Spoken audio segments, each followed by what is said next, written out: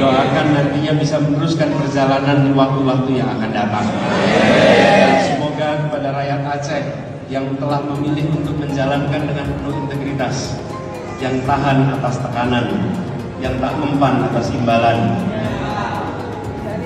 terus jaga konsistensi. Insya Allah keberkahan selalu ada di rakyat Aceh. Insya Allah kemuliaan selalu ada di rakyat Aceh.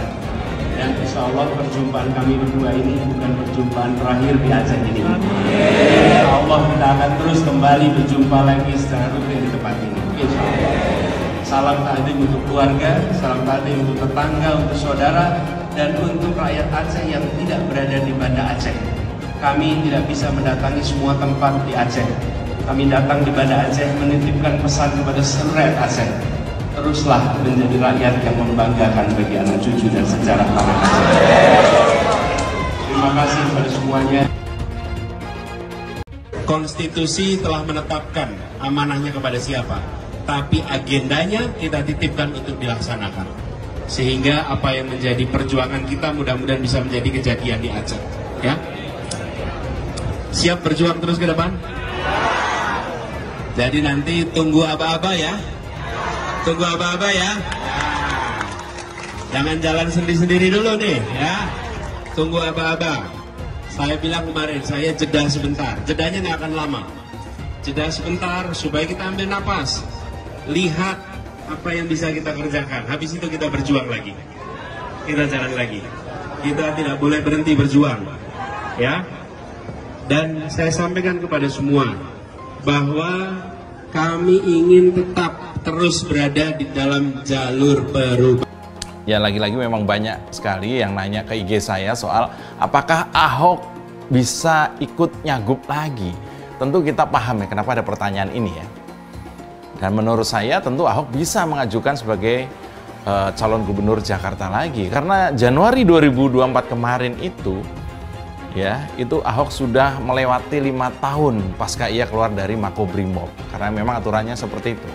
Artinya secara peraturan perundangan Pak Ahok sangat bisa maju lagi dalam kontestasi Pilkada Jakarta nanti. Nah, yang menarik adalah kalau misalnya di Pilkada Jakarta 2024 ini Ahok bisa lawan Anies lagi. Bicara banjir, ini sebetulnya sudah dikerjakan dari sejak zaman Belanda. Teorinya ketika air datang banyak, air itu bukan dibendung. Kalau makin bendung tetap dia bisa meluap kan. Apakah kita Belanda membangun resapan, sumur resapan? Iya, kami semua lakukan. Tetapi tidak semua tempat bisa bangun sumur resapan. Karena di Jakarta ini kan, Jakarta itu kan muara ya. Sama kayak dulu orang tanya sama saya, kenapa nggak mau ganti nama-nama jalan gitu ya. Waduh, kalau saya ganti nama jalan, repot banget gitu ya. Orang mesti ganti cap, surat. Semua surat itu menambah biaya, menipiskan kantong orang Jakarta gitu. Kita fokus saja lah apa yang membuat perut kenyang warga Jakarta, pikirannya tenang, asal otaknya penuh gitu ya, sama dompetnya penuh. Itu aja kita fokus. Jangan hal-hal administrasi akhirnya membuat terjadi oknum pungli memanfaatkan. Ada maklar yang membantu mengurus itu semua. Nah, itu yang saya pikir. Yang paling penting bagi saya bukan kajian-kajian. Kita tahu terlalu banyak. Yang paling penting Anda berani eksekusi. Kadang kita tidak populer. Tapi demi untuk Jakarta lebih baik, popularitas itu tidak penting. Hanya sementara kalau popularitas hanya pencitraan. Bagi saya yang paling penting adalah melakukan eksekusi sehingga kita meninggalkan legacy. Apa yang kita kerjakan itu ada. Jadi sekali lagi bagi saya itu bukan suatu hal yang sangat penting. Jadi jangan merepotkan orang lah. Kenapa saudaraku yang masih saya perjuangkan Anies Baswedan dan Muhaimin kok datang ke KPU tanda tangan menyetujui kemenangan 02. Janji tanggal 22 datang ke depan masa, kita nggak datang. Kita ditipu terus. Ya, bagaimana? Jauh-jauh hari sudah saya ingatkan, ini hakim sudah bermasalah. Hakim yang nggak benar harus dilawan, dipuja-puja. Para blow-on pemuja demokrasi. MK sumber masalah dengan putusan 90 yang memungkinkan anak kecil menjadi wakil presiden. Padahal belum cukup umur dan belum cukup dewasa. Nabi Muhammad saja yang dijuluki Al-Amin baru menjadi rasul ketika usia 40 tahun. Ini masih kecil mau jadi wakil presiden, mau memimpin negeri sebesar ini. Karena itu kami yakin seyakin-yakinnya minimal diskualifikasi terhadap Gibran Rakabuming akan dilakukan. Allahu Akbar. Sekali lagi Gibran didiskualifikasi. Allahu Akbar. Surat terbuka untuk Pak Prabowo Subianto. Terserah Bapak mau ngasih kursi ke siapa aja kecuali Anies Baswedan. Ora oleh, pokoknya fik ora debat. Ora oleh. Aku demo ning sosmed sampai Anies Baswedan masuk kabinet sampean. Ingatlah Pak, perjuangan kami ini pendukungmu. Rakyat yang mencintaimu, ojo sampai kami kecewa melihatmu memasukkan si manis-manis kui ke dalam kabinet. Ora iso. Ora oleh, pugei. Bangsa Indonesia adalah bangsa pejuang, bukan bangsa pecundang. Kemerdekaan Indonesia adalah atas perjuangan para ulama, kiai habaib dan para tokoh-tokoh panding badar, bukan pemberian daripada Jepang, bukan pemberian Belanda, apalagi pemberian Cina. Maka saya serukan untuk turun ke jalan, untuk bisa menyuarakan hati nurani rakyat, untuk mengawal MK. Insya Allah diberikan kemenangan dari Allah Subhanahu Wa Taala. Terima kasih. Assalamualaikum warahmatullahi wabarakatuh. Yang hari ini berkuasa, jangan kau pikir kami semua tidak tahu ini semua rekayasa. Hari ini cukup sudah, Bawaslu, KPU curang. Kami minta MK untuk adil, dengarkan suara hati rakyat. Kita harus bersatu, rebut demokrasi, rebut kedaulatan rakyat. Jangan dengarkan ocehan-ocehan yang bilang dia sudah menang. Itu semua rekayasa. Itu semua rekayasa. Kita tahu semua itu rekayasa. Kalau kita mau menang, kita harus bersatu, ibu-ibu, bapak-bapak. Benar? Percaya Prabowo menang, mendingan pindah agama aja. Udah itu aja. Oke Mas, ada satu kata terakhir Mas? Ada. Lawan gitu. Yang percaya Prabowo menang, pindah agama. Agamaku Islam, dia nggak percaya. Oke. Silakan datang Jokowi. Saya mau ketemu sama Anda. Saya tidak takut ke Anda ini presiden. Bukan presiden, tukang sapu kok. Jakarta yang tahu waktu jadi gubernur DKI. Ini yang warga Jakarta coba deh bersuara di sini. Gimana sih Jakarta semenjak kepemimpinan Pak Anies? Coba kalian nilai dari 1 sampai 10. Komen di bawah. Jujur gue kepo banget nih. Tidak ada cerita Ahok dengan Anies. Ketika saya kalah, saya langsung kasih Anies penghargaan, ucapan segala macam. Tapi yang tidak bisa saya terima, ketika Anda menang, Anda pidato memecah belah bangsa. Bahwa Jakarta udah kembali ke pangkuan pribumi yang dijajah selama ini. Itu teksnya di mana-mana. Itu sangat memecah belah bangsa. Saya ini asli Indonesia sesuai undang-undang loh. Apa karena saya namanya Ahok? Itu yang tidak betul seorang Anies lakukan. Bagi saya Anies sangat tidak negarawan. Anda udah menang, yes okay gitu loh. Saya juga tidak bawa ke MA, nggak bawa ke MK. Waktu Anda ulang tahun DKI saya juga datang. Tapi kenapa Anda mesti pidato seperti itu? Pak Ahok tidak akan pernah bersatu dengan Pak Anies. Sekarang dia bilang Pak Anies tidak negarawan. Mohon maaf nih, saya juga tak setuju terhadap statement Pak Anies yang bilang pribumi dan segala macam. Saya sangat tidak setuju, saya mengutuk itu kata-kata itu. Itu Muhaimin Iskandar pasti akan menjadi tersangka. Apakah kasus korupsinya ada indikasinya kuat? Laporan BPK. Laporan BPK itu menyimpulkan Formula E tidak boleh dibiayai oleh APBN maupun APBD. Firm itu ya? Firm, karena menurut undang-undang yang boleh dibiayai oleh APBN, APBD itu undang-undang olahraga tertentu yang disukai rakyat secara masif. Nah, lalu disebut yang masif itu apa? Sepak bola, voli, bulu tangkis, sirkuit itu tidak ada. Nah, lalu BPK minta ini supaya didalami, ada indikasi tidak benar. Nah, setiap ini mau didalami, ribut. Katanya mau menjegal Anies gitu. Sehingga sekarang ya Ya kalau pertimbangan politisnya begitu, saya bilang silakan aja KPK. Tapi kalau Anda tanya ke saya, bukan bahkan saya ya, KPK itu bukan bahan. Kalau Anda tanya ke saya, Anda pedulikan itu tegakkan. Yang tersangka setelah Pilpres ini namanya Anies Baswedan dan Muhaimin.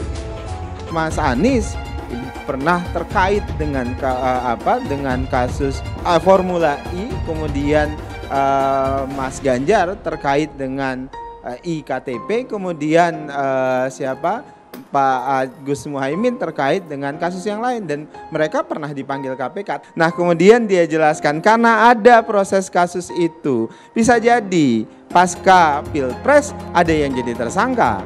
Itu pendapat seorang Fahri Hamzah. Kalau ada proses yang kemarin misalnya tertahan karena kan berdasarkan kebijakan penegak hukum terhadap para calon termasuk para caleg itu dihentikan.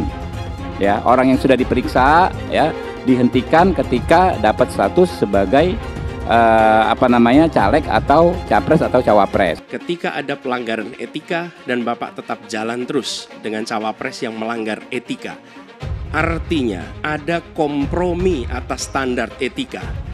Standar etika ini fakta, Dan kemudian dalam pidato Bapak mengolok-olok tentang pentingnya etika. Saya tidak tega untuk mengulanginya. Pertanyaannya, apa penjelasan Pak Prabowo soal itu semua? Saya menilai, maaf ya, karena Anda desak saya terus terang aja saya menilai Anda tidak pantas bicara soal etik. Itu saja. Saya merasa bahwa Anda itu posturing ya, Anda tuh menyesatkan. Itu aja ya. Saya boleh berpendapat kan? Saya menilai Anda tidak berhak bicara soal etik karena Anda memberi contoh yang tidak baik soal etik. Terima kasih. Pak Prabowo, itu sebelumnya Pak Prabowo sudah menyumbangkan 400 miliar untuk pencalonan Pak Anies sebagai gubernur. Nah itu kalau kita bicara etik di mananya? Dan kalau Mbak bilang Pak Prabowo hanya mengejar kekuasaan, saya tanya, sekarang Pak Anies memangnya maju jadi capres itu mengejar apa? Saya tanya, apakah nggak mengejar kekuasaan sebagai calon presiden? Mas Anies. Mas Anies, masa sih angin kok sampai nggak punya KTP lo ya? Angin keluar, angin masuk, angin keluar, masuk angin dodo ya, angin puting beliung, wes angin-anginan itu kok semua bisanya nggak punya KTP itu lo ya?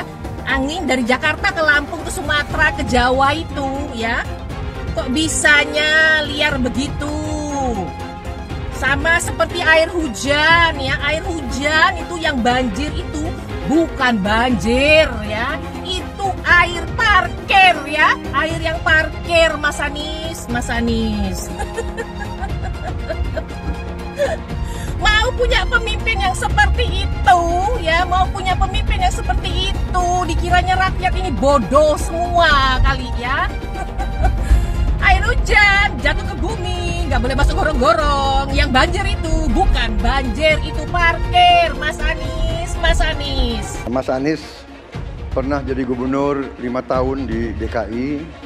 DKI menerima indeks polusi tertinggi di dunia. Bagaimana dengan anggaran 80T, Pak Anies sebagai gubernur tidak dapat berbuat sesuatu yang berarti untuk mengurangi polusi. Terima kasih. Polusi udara tak punya KTP, angin tak ada KTP-nya. Angin itu bergerak dari sana sini. Ketika polutan yang muncul dari pembangkit listrik tenaga uap mengalir ke Jakarta, maka Jakarta punya indikator, karena itu Jakarta mengatakan ada polusi udara. Ya susah kalau kita menyalahkan angin dari mana saja ya. Kalau kita dengan gampang menyalahkan angin, hujan dan sebagainya, ya mungkin tidak perlu ada pemerintahan kalau begitu ya. Apa yang bisa diharapkan dari Anies? Nggak ada. Jakarta amburadul, mimpin Jakarta aja amburadul, apalagi mimpin Indonesia. Anies itu perbual. Kayak mana apa karena perbual itu? Pembohong. Pembohong itu Anies itu. Gak usah dengar itu. Nggak layak jadi pemimpin. Apalagi jadi presiden. Di Jakarta aja kamu tengok itu amburadul. Di Jakarta tingkat kemiskinan tinggi. Pembangunan apa yang bisa dibangun Jakarta? Satu puskesmas pun Bangunnya nggak ada. Masjid aja nggak ada dibangun. Mau ibadah. Di mana-mana kelebihan bayar. Apa yang bisa dibangun Anies? Satu aja nggak ada. Satu saja tunjukkan apa yang bikin Anies dibangun di Jakarta. Anies, siapa di belakangnya? Oligarki, satu. HTI, FPI. Masa Indonesia bukan cari orang Yaman. Indonesia cari nyaman. Lawang jadi gubernur aja 5 tahun kamu nggak ngerti masalah Jakarta. Apa yang kamu lakukan dengan Jakarta? Nggak ada, Nis, nggak ada. Masalah Jakarta segitu banyak tak satu pun yang selesai. Yang ada malah kerusakan bertambah. Saya mensyukuri kenapa kalah, kenapa ditahan. Saya bersyukur atas itu semua. Saya coba bayangkan ya, kalau seandainya waktu itu kita menang, gitu ya, hari ini belum tentu kita bisa nikmati seperti ini. Kita bersyukur 5 tahun Tuhan izinkan kasih ke orang yang pintar ngomong untuk kerja. Coba kalau kita bayangkan gitu ya, kalau kemarin saya masih jadi gubernur, ini saya udah turun ini. Tapi yang pintar ngomong itu dikira orang hebat kan? Ini lebih berbahaya tahun 2024, langsung ketahuan karakternya. Langsung ketahuan itu. Di saya juga ada kutipan Pak di kamar saya Pak. Tulisannya, Jakarta telah mengambil keputusan yang fatal. Jangan sampai bapak politik identitas justru menang dengan cara menipu umat Kristen.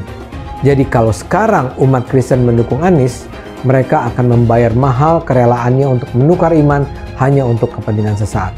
Kita tahu Anies lahir dari apa? Politik identitas. Yang dia dulu melabeli kafir semuanya kepada yang non-muslim. Saya mintalah kepada muslim yang waras dan kepada kelompok minoritas. Janganlah Anda memilih pemimpin yang berkarakter seperti Anies. Gen Z juga tahu kalau Anies adalah sosok yang didukung kelompok intoleran yang membuat Pilgub DKI 2017 menjadi sangat kotor. Politik identitas yang mengarah ke perpecahan seperti yang dikeluarkan pendukungnya Anies, yaitu Kadrun bin Kampret. Kafir lah, laknat lah, PKI lah, ya cuman itu doang kemampuannya. Itulah pendukung Anies. Jangan pernah takut melawan kadrun yang cuma pengen Indonesia hancur. Bapak politik identitas Indonesia Anies Baswedan, Bapak intoleransi Indonesia Anies Baswedan. Jangan lupakan, jangan terlena, jangan sampai dia pecahkan kita dengan dagangan ayat dan mayatnya. Air itu turun dari langit, turunnya ke atap rumah langsung sumur bor, bukan ke sungai dan ke laut. PKI yang kita harapkan, Anies Baswedan yang begitu jelas Islamnya, 4 tahun 8 bulan jadi gubernur. Mana peraturan bergub saja yang melarang miras? Mana perda Islam apalagi? Yang akhirnya tidak berani juga menegakkan hukum. Banjir tetap banjir, macet tetap macet, kriminalitas Jakarta. Anda tahu, 2 menit sekali terjadi pencurian. Sekarang orang sedang euforia, dia mau dicapreskan. Bagaimana umat terjebak lagi, bodoh lagi, masuk lagi. Kalau misalnya memang Anies itu mau maju dan dia tekad mau menegakkan hukum Islam dan menyatakan perlawanan, saya peduli. Tapi dia tidak lakukan itu. Dulu janjinya apa ya? Dan ini aneh, betul-betul aneh. Ini bukan kampanye, tapi saya sampaikan sini. Di satu sisi menyiapkan jalur-jalur air untuk dikirim ke laut, di sisi lain di lautnya dipasang dengan pulau reklamasi. Tinggal tunggu waktu jadi rob, air balik. Dan ini melawan sunatullah. Kenapa? Air itu turun dari langit ke bumi, bukan ke laut. Harusnya dimasukkan ke dalam bumi, masukkan tanah. Di seluruh dunia air jatuh itu dimasukkan ke tanah, bukan dialirkan pakai gorong-gorong raksasa ke laut. Jakarta telah mengambil keputusan yang fatal.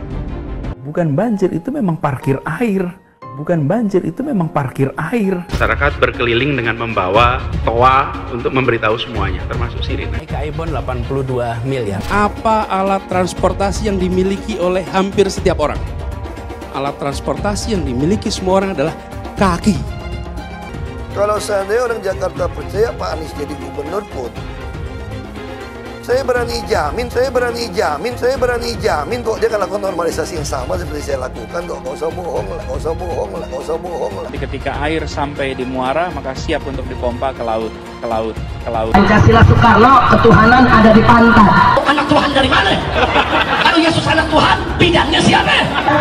Besok di seluruh wilayah Indonesia kami katakan damai. Iblis hanya menggoda orang yang beriman. Makanya jarang-jarang orang kafir kerasukan setan. Yang kerasukan setan itu orang baik-baik. Jarang, saya belum pernah nengok Cina kerasukan setan. Pernah tak Ahok itu kerasukan setan? Enggak, setannya juga. Karena sesama setan dilarang saling menggoda. Karena di salib itu ada jin kafir. Haleluya. Kepalanya ke kiri apa ke kanan?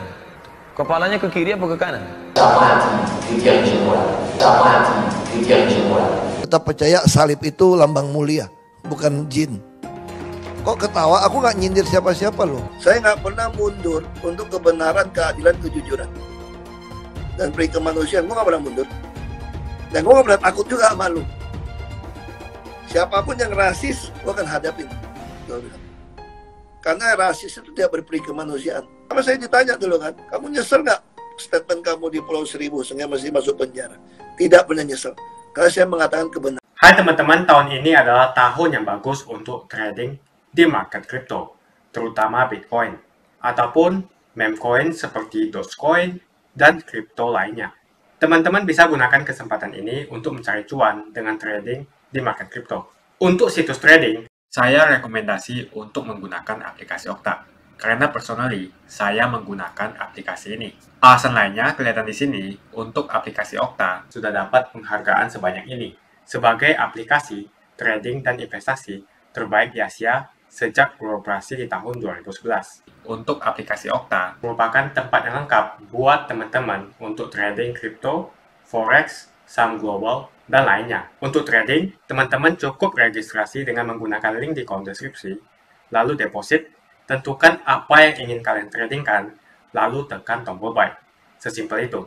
Untuk minimal deposit, cuman Rp400.000 saja, jadi cocok banget untuk pemula. Investasi di aplikasi Okta, kita tidak dikenakan fee sama sekali. Saat ini lagi ada promo spesial. Welcome bonus buat kamu yang register dan deposit. Teman-teman akan dapatkan 100% dari jumlah deposit pertama.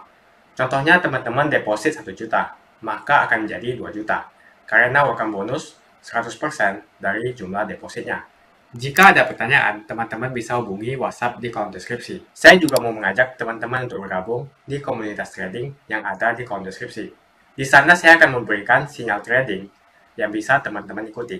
Seperti biasa, kalau kamu suka dengan video ini, jangan lupa komen, klik like, dan subscribe. Hai semua, dengan saya Jonas Leong. Terima kasih banyak buat kalian, penonton setia yang selalu menonton di channel ini. Saya secara personal sangat menghargai waktu kalian. Dan saya sudah menganggap kalian sebagai family karena kalian selalu support di channel ini. Bagi kalian yang selalu menuliskan opini kalian di kolom komen, saya baca komen kalian satu persatu. Saya baca komen kalian untuk mengetahui opini kalian, tanggapan kalian, dan masukan kalian sangat berguna untuk video selanjutnya. Terima kasih banyak buat kalian yang selalu menekan tombol like di awal video. Video seperti ini membutuhkan waktu dan juga research. Dan ini semua gratis untuk kalian. Jadi pastikan kalian menekan tombol like-nya, supaya saya mengetahui kalian menyukai konten yang saya bagikan. Pengetahuan yang mendalam, kritis, tajam, dan yang sangat penting juga berani. Secara terbuka dia kerap membongkar kesalahpahaman tentang Islam. Karena pengetahuan, kedalaman, dan keberaniannya untuk bicara, Guru Gembul kini kerap muncul di podcast ternama. Pandangan-pandangannya mudah diterima karena paparannya yang terkesan sederhana, disampaikan dengan kata-kata lembut walau tetap tajam dan kritis. Melalui media sosial, kaum progresif bisa menyebarkan pandangan-pandangannya yang membuat masyarakat Indonesia tidak fanatik, tidak sempit, tidak terbelakang. Salah satu orang progresif ini adalah sosok pencerah yang dikenal dengan nama Guru Gembul. Kabarnya dia bernama asli Johan Riyadi. Dia adalah guru SMA sekaligus content creator yang sering menghadirkan konten-konten edukatif di berbagai platform media sosial seperti Instagram, TikTok, dan channel YouTube. Isu yang diangkatnya sangat beragam, ada masalah sosial, kesenjangan, pendidikan, politik, dan tentu saja agama. Tapi buat saya, salah satu yang terpenting adalah pembahasannya soal agama. Kali ini yang ingin saya angkat secara khusus adalah pembahasannya tentang seorang pemuka agama terkemuka, Habib Bahar bin Smith. Bahar berada di posisi berseberangan dengan Guru Gembul. Cara pemahaman keagamaannya terkesan sempit, tapi lazim dikemukakan dengan gaya yang provokatif. Dia sangat anti Jokowi dan dekat dengan FPI. Pilihan kata-kata dan perilakunya seringkali terkesan kasar dan sensasional. Dia juga mensweeping banyak tempat hiburan malam atas alasan memerangi kemaksiatan.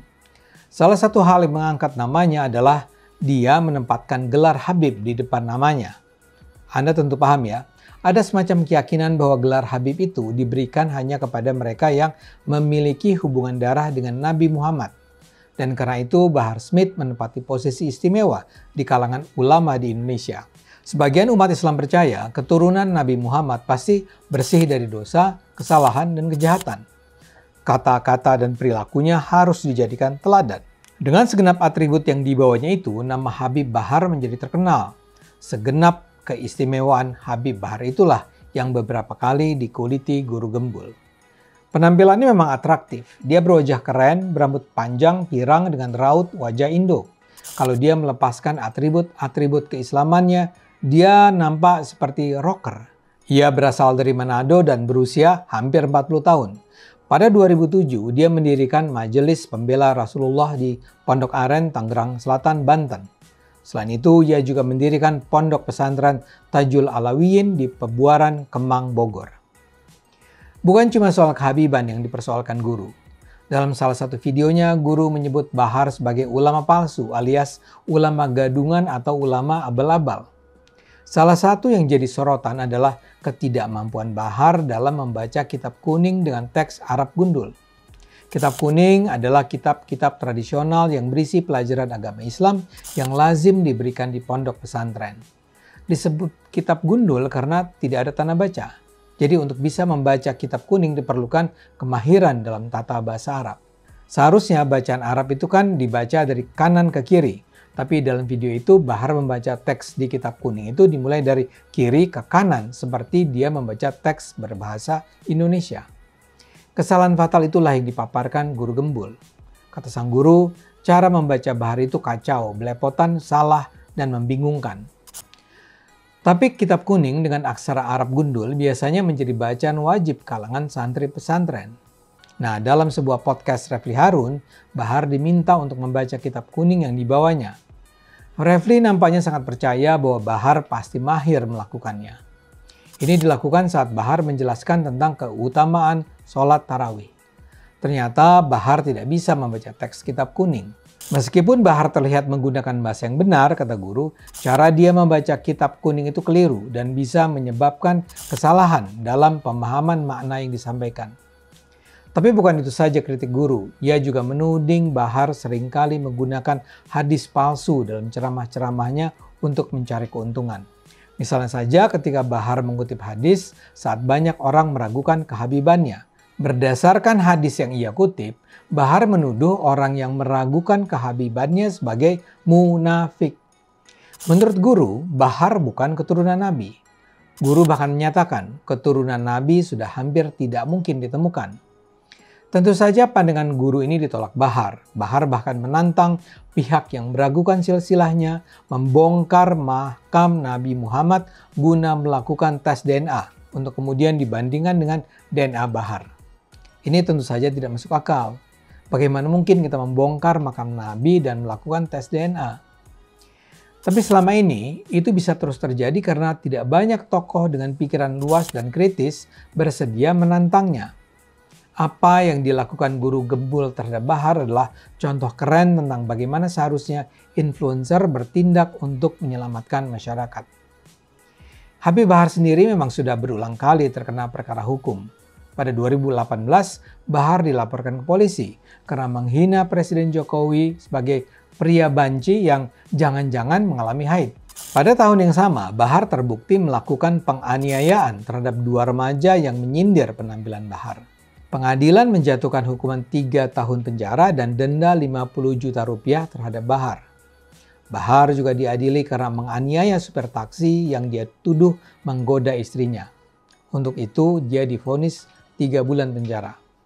Ia pun pernah dilaporkan karena dalam ceramahnya menghina Jenderal Dudung Abdurrahman.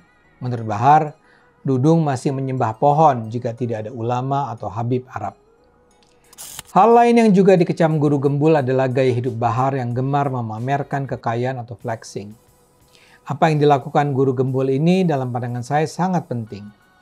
Ada banyak ulama atau pemuka agama yang terus menyebarkan pemahaman sempit bisa populer karena dibiarkan mengobrol kebohongan, kebodohan, dan kebencian. Atau taruhlah mereka tidak dengan sengaja menyebarkan kebohongan, tapi karena kesempitan pemahaman keagamaannya, mereka mengarahkan umat Islam di Indonesia untuk memahami agama dengan cara yang salah. Sebagian umat Islam menjadi kaum yang agresif, radikal, atau intoleran karena terus dicekoki dengan pemahaman keagamaan yang membuat mereka bertindak dengan cara yang bertentangan dengan ajaran agama sendiri. Jadi sebenarnya banyak hal yang bisa digunakan untuk mempertanyakan keulamaan Bahar Smith. Tapi ya karena dia berhasil membuat masyarakat percaya bahwa dia adalah keturunan Nabi Muhammad, segenap cacatnya itu kerap tidak mempan mengubah kepatuhan mereka terhadap Bahar. Kita harapkan Guru Gembul dapat terus mencerahkan umat Islam dan masyarakat di Indonesia. Kemungkinan satu-satunya yang menggunakan politik identitas adalah hanya Anies Baswedan. Pertanyaan itu lantas saja menimbulkan amarah di kubu Anies, salah satunya dari kelompok khilafah. Orang kepercayaan Anies menyatakan politik identitas adalah framing yang selalu dibangun untuk menyudutkan, padahal selama kepemimpinan Anies Baswedan sebagai gubernur tidak sekalipun Anies membeda-bedakan warga berdasarkan agama dan ras. Buat saya, apakah benar menyebut politik identitas itu adalah sekedar framing untuk menyudutkan Anies? Saya akan membantah pernyataan itu. Kubu Anies terus berusaha mengaburkan makna politik identitas. Mereka berulang kali bilang bahwa identitas adalah hal yang alamiah dalam kehidupan manusia. Jadi apa salahnya dengan menonjolkan identitas keislaman seorang calon presiden? Tapi saya yakin Anies tahu yang dimaksud dengan politik identitas adalah politik yang menggunakan agama sebagai alasan mengapa seorang kandidat harus dipilih atau mengapa seorang kandidat jangan dipilih. Politik identitas ini sangat berbahaya. Politik identitas membuat masyarakat menjadi tidak rasional dalam berpolitik. Yang menjadi faktor utama dalam politik identitas adalah agama. Seorang kandidat akan dipilih karena agamanya, terlepas dari apakah dia melakukan korupsi atau melakukan pelanggaran HAM. Ketika politik identitas digunakan, maka ini akan berpotensi konflik, karena usai pemilihan, konflik itu akan terus berlangsung dalam waktu yang lama. Masalahnya, ada alasan yang cukup kuat untuk menduga bahwa Anies sangat mungkin menggunakan politik identitas, yang memang dikatakan normal ketika menjabat sebagai gubernur DKI. Dalam proses menjadi gubernur, kubu Anies jelas-jelas menggunakan agama sebagai alasan untuk menjatuhkan Ahok. Anies jelas-jelas menggunakan agama sebagai alasan untuk menjatuhkan Ahok, sampai akhirnya Ahok dipenjara. Jadi ada track record sebelumnya bahwa Anies bisa menggunakan politik identitas untuk mencapai tujuannya. Anies sangat mungkin menggunakan politik identitas karena ini memang keunggulan komparatif dari Anies. Dia mungkin saja seorang doktor dari Amerika Serikat, tapi rekam jejak kepemimpinannya sangat tidak bagus. Dia gagal sebagai rektor Paramadina, gagal sebagai menteri, dan gagal sebagai gubernur. Jadi agama digunakan untuk membangun dukungan terhadap Anies. Itu saja opini saya. Pastikan Anda menekan like di video ini dan bagikan video ini ke teman dan family Anda supaya mereka mengetahui informasi ini. Jangan lupa tekan tombol subscribe dan bunyikan tombol loncengnya supaya kamu tidak ketinggalan info dari channel Jonas Leong. Dan saya akan jumpa kalian di video selanjutnya.